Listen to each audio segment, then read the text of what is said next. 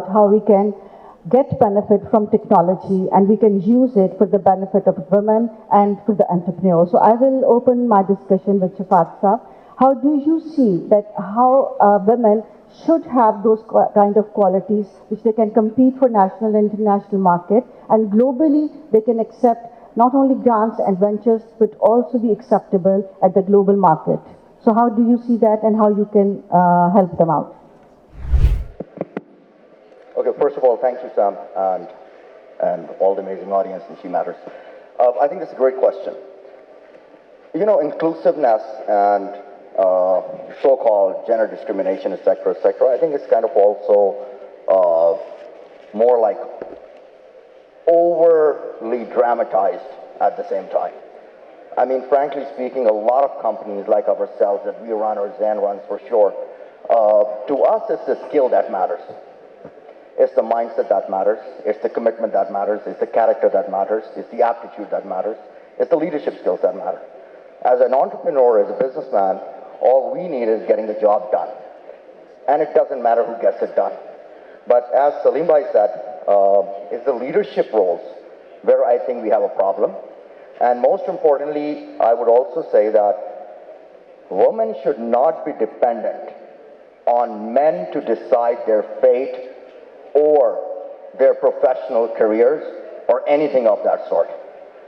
It's an open market, it's a flat platform. Yes, there are glass ceilings, yes, there are a lot of other things, but I think women need to really step up the game and say, look, this is the education that I've received, this is the same education that a boy has received.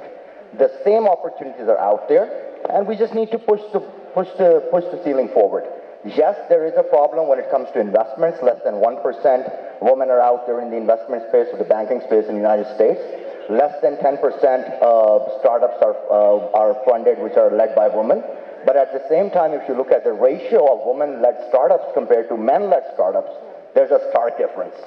So I think it's really about taking the leap forward, presenting it forward, and coming up into industries and sectors which are not typically jewelry or fashion. But I would love to see more women in oil and gas. I would love to see more women in steel. I would love to see more women in serious tech startups like robotics, health tech, insurtech, and so on and so forth. So I'll rather leave it there. Up here, I would like to ask from Zenjanji, from you. Do you think that in international and in a global perspective, how you can help women in Pakistan who are working from home, how they can reach you out and what your platform can help them out?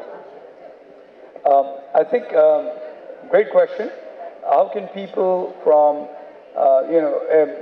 men from outside Pakistan or people from outside Pakistan help women get jobs or land jobs? Is that what the question is? Is that what the question is? Yeah. So, look, what my experience has been, I found women in Pakistan more reliable, more tolerant, they're harder working because they've got more challenges, right? I'm 5'4", so I actually work a lot harder than most other people in Silicon Valley have to do, right? So I think women are more challenged.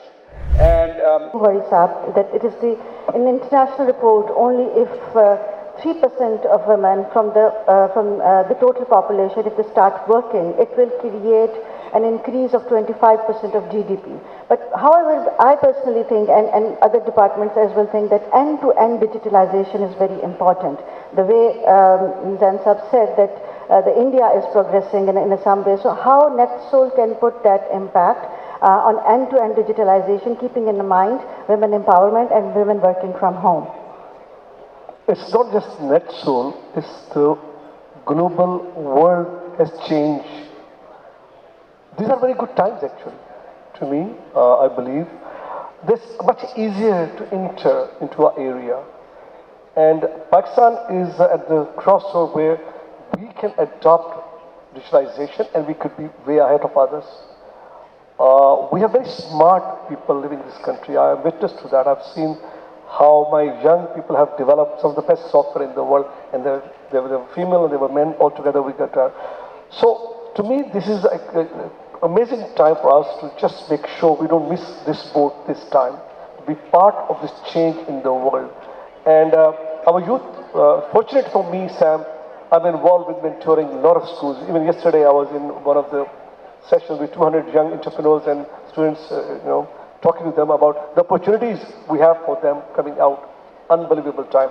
Yes, this evolution of technology is a curse and it's a blessing. Curse in a sense, the jobs are lost. Lots of jobs are gone, but then there are new jobs. The new job. And in these new jobs, women can play a very strong role because they are much different than before. They're less physical hands-on jobs, they're more machine jobs. Women can do that.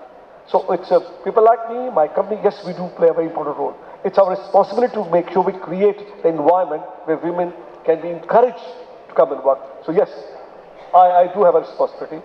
People like me who have this position, we must use that well to make sure the environment is created which is conducive for women to come out and work from home.